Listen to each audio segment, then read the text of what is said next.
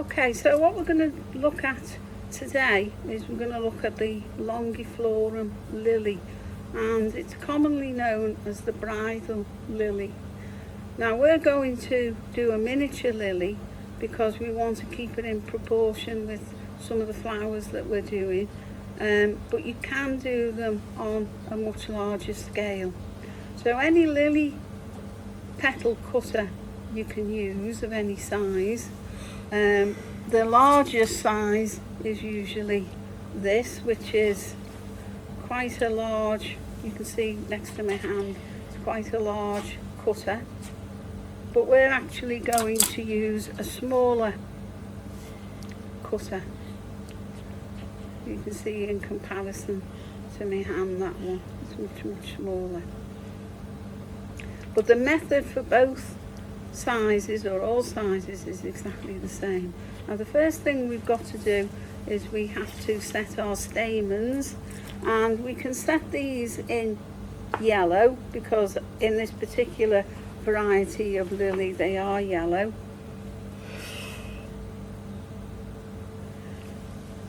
It's only going to be very small, very small amount of paste. Okay, so you can see how small that is, really tiny. I'm going to elongate it, so I've got a cone shape, and then I'm going to put a little bit of edible glue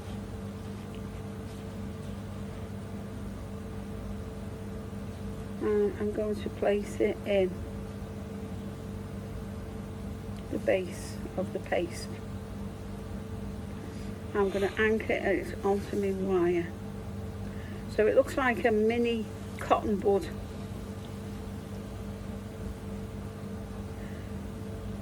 Now traditionally a real flower would have 6 of these, but because ours is so very small, we're not actually going to make it botanically correct. So what we're going to do is put 3 in.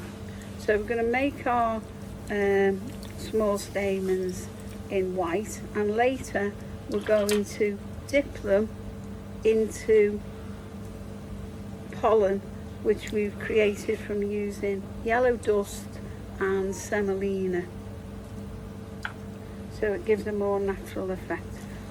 You make those and you put them to dry.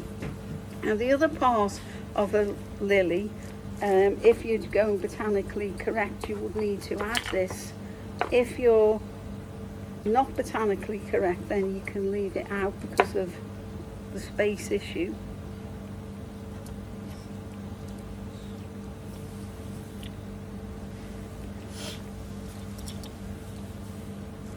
I'm going to take another small amount of paste, a very small tiny pea size of paste. I'm going to manoeuvre that round, so roll it round so it's got no cracks, so it's free from cracks. And then I'm going to elongate that. So this time I'm going to make it much longer and thinner at the end, so it looks a bit like a very thin carrot shape.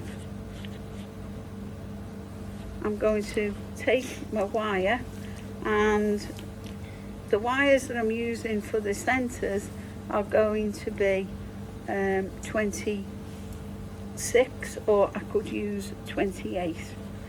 Because I'm putting multiple wires on, because of the stamens, into the flower, a thinner wire will do, because the overall combined thickness when it's put together will be greater.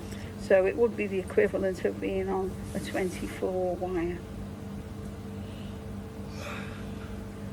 I'm manoeuvring this down. Now I'm using good quality flour paste, and I'm using my traditional tools that we use, the cell stick, small scissors if I need it. I can use a palette knife and a rolling pin. Okay, I can use veiners to vein my petals, but because this is a very miniature flower, I don't need to do that. If I was doing a larger lily, then I could use these lily veiners that's a bit like a universal vein. It's got a central line and it's got lines radiating out from it. Okay, so now I've got like a cotton bud on my wire effect, but I've got a very long base to it. Okay, and I'm going to take a modelling stick or my cell stick, and at the top I'm going to mark it into 3.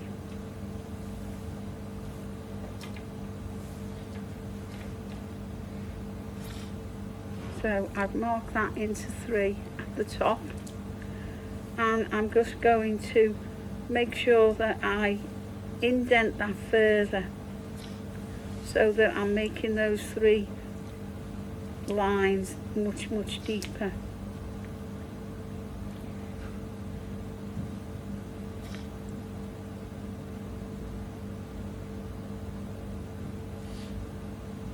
So you can see that it's divided more and grooved. Now this part is the pistil, and this is the central part of the lily. And as I say, you can either use it if you're going botanically correct, or you can not use it, just use stamens if you don't want to be botanical or you're making a fantasy type of flower. So here's one that I prepared earlier, and this just gets dusted up with green dust, which I'll do later. Okay, so once all your stamens have been made and your pistil, if you're gonna use one, then what we need to do now is to create the petals. So as I say, I'm going to use this very small cutter, and I'm going to use paste. Now these flowers traditionally are in ivory or white, but they tend to look a bit more like a cool, you know, a sort of like a warm white rather than a cool white. So they have got sort of like a creamy tinge to them.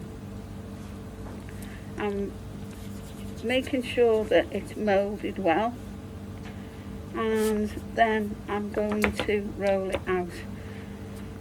Now, as with normal procedures, you know, if you need to put white shortening on your board, you can, but keep that to a minimum, because the more grease that your paste picks up, the less likely it is that when you're dusting, if you're trying to dust colours on, that they'll actually adhere to the paste.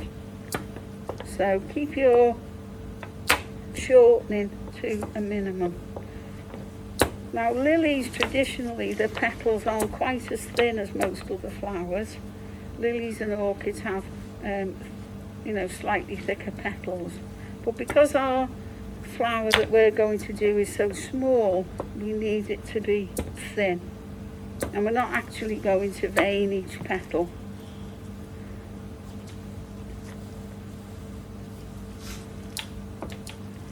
And I'm going to cut out 6 petals.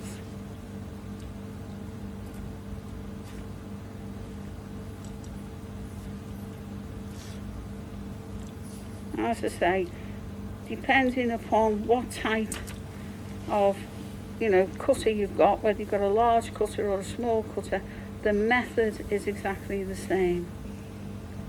I'm taking the excess paste away,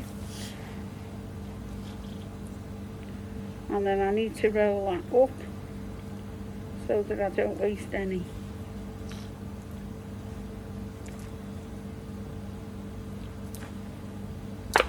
Now I could put these underneath my cool pad, which I've created from a plastic bag or a plastic wallet with a J cloth. And it's important to make sure that no liquid goes near the paste, but the coolness from the damp cloth which is inside prevents them drying out. And then I'm going to take my cell pad. Now these aren't frilly in nature, okay, so I'm just going to gently shape the edge.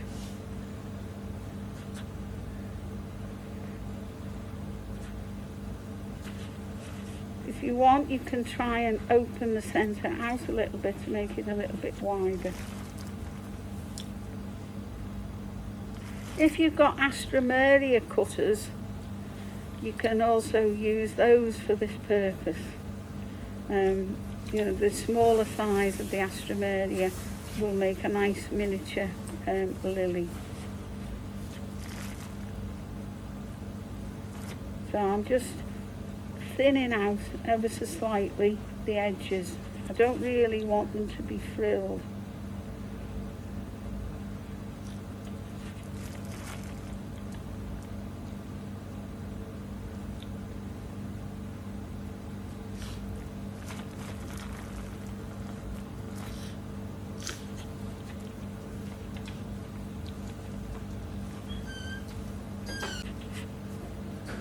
So I'm shaping that.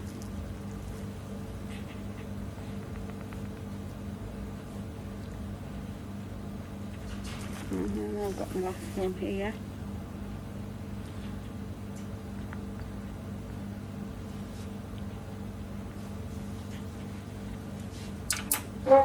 And then what I'm going to do is I'm going to arrange them in a fan shape. So I'm going to put some glue on the edge, and then I'm going to put the next one, I'm going to overlap it slightly.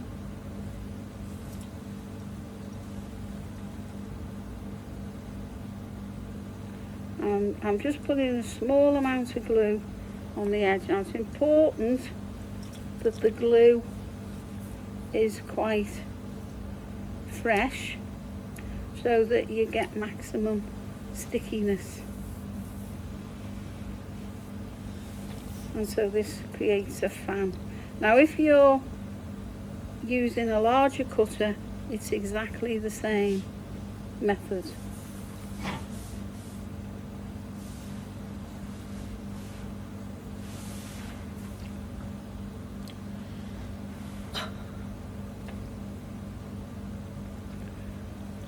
Okay, so I've got the 6 petals there. So I'm going to put some glue on the edge.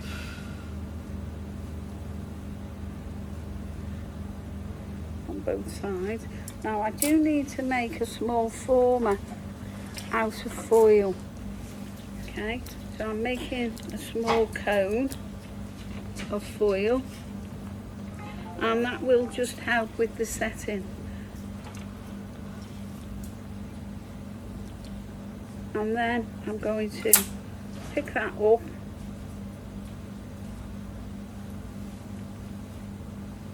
Make sure I've got a little bit of glue around the side, and then I'm going to fold that round. Now this is the bit that's a little bit complicated, and this is a bit like when we did the Phil Salis, the Chinese lantern. Okay. Now you can pinch the bottom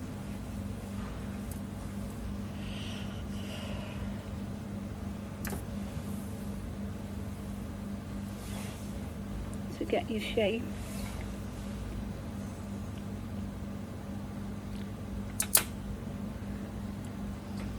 But you've got to make sure that you leave a little bit of space at the bottom to enable you to be able to pull the stamens and the wires through later on. The important thing is that it's all stuck together, and you can curl those petals back just a little bit, okay? And then you place it over your cone. Now make sure that it's all anchored together, and then leave that to dry. Okay, so what we're going to do now is we need to complete the lily. I've allowed my petals to dry, and I'm going to prepare the stamens. So what I'm going to do with the stamens is I'm going to brush them with glue,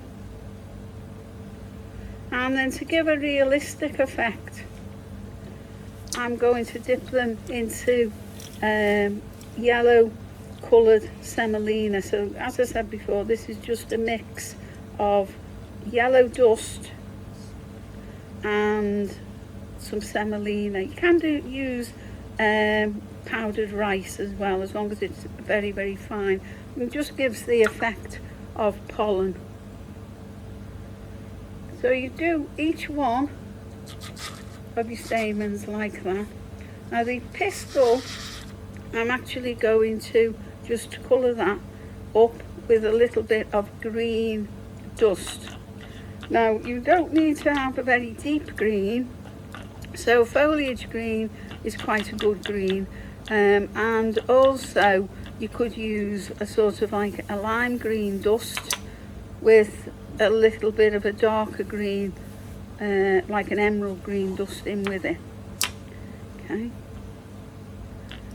Make sure that your brush, you mix it in a palette, and make sure that your brush doesn't have too much dust onto it, and just start brushing it on lightly.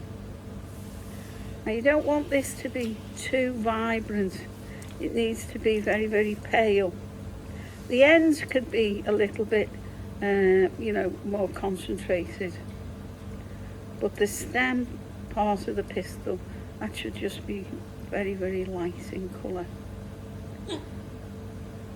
And some variety of lilies have a different colour at the top of the pistil, but with these longiflorum lilies, it's still green, but a slightly deeper green. Okay, so that's now been dusted, and I can put that to one side. Now if I decide that I'm going to use that, I need to tape that together with my stamens. Now, as I said before, each lily, botanically correctly, has a pistil and 6 stamens. So you would tape the stamens and the pistil together. The pistil though is always sticking out more, about half the length more than the stamens, and the stamens would go into a small group of 6 and then get taped. Now because this lily that we're doing is very small, it would probably not take 6 stamens, and also it wouldn't take probably the pistil, or otherwise it would look too overcrowded. But I'll try it with the pistil in and 3 stamens. When the stamens and the pistil are together, I need to take some green tape, florist tape, and I'm going to tape them all together. Now I'm not doing them tightly to the top of the wires. I'm leaving about 2.5 centimetre of wire length between the stamen and where the tape starts.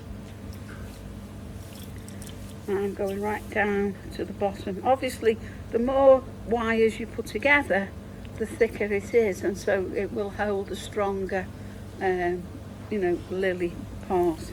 I can pull that out ever so slightly, and if I was doing a very large flower, then I might pull those stamens out a good way. But because it's only going to go in a very small one here, it needs to be quite close together. And then I'm going to thread that down the centre. Now if you haven't allowed overnight for your flower to dry, you might find that it's going to be too delicate, so you have to be very, very careful. Okay, and I now need to secure that, and I'm going to do that with a piece of paste. So I'll just put that to one side for a moment, and what I'm going to do is I'm going to take a small piece of the same paste that I made the petals with the same colour, because it doesn't actually, the bridal lily doesn't actually have a green calyx on. Some lilies do and some don't. This is one that doesn't, but it does tend to have a green sort of like hue at the base. So what we will do is we'll put a self-coloured calyx on, and then we'll dust it lightly in green to give the same effect as the natural lily. Okay. So I need a pea-size piece of paste, and I need to mould that round so that it's got no cracks, and then I'm going to make a cone, and then I'm going to hollow that out.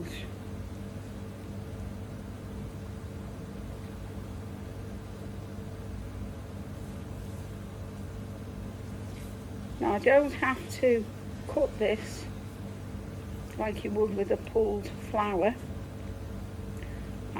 I've just got to hollow it out so it looks a little bit like a golf tee. You know what they put the golf balls on?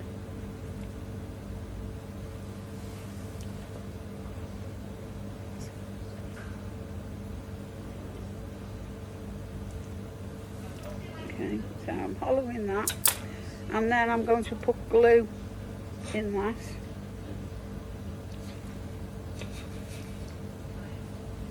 So I need plenty of glue.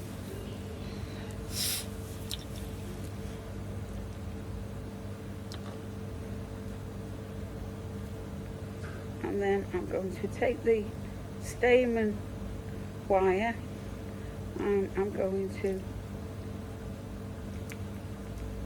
pull it down, and I'm going to secure that onto the base of the flower. Now when that's dry, and make sure that it's anchored well, the cone is anchored well onto the wire.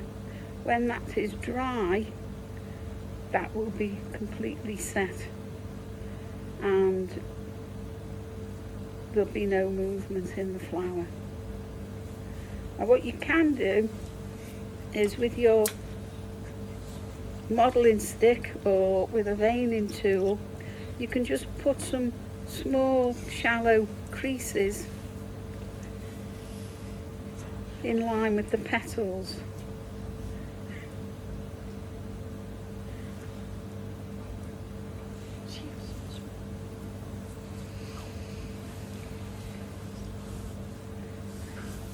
So that it's not totally smooth, because you are actually creating the base of the petals.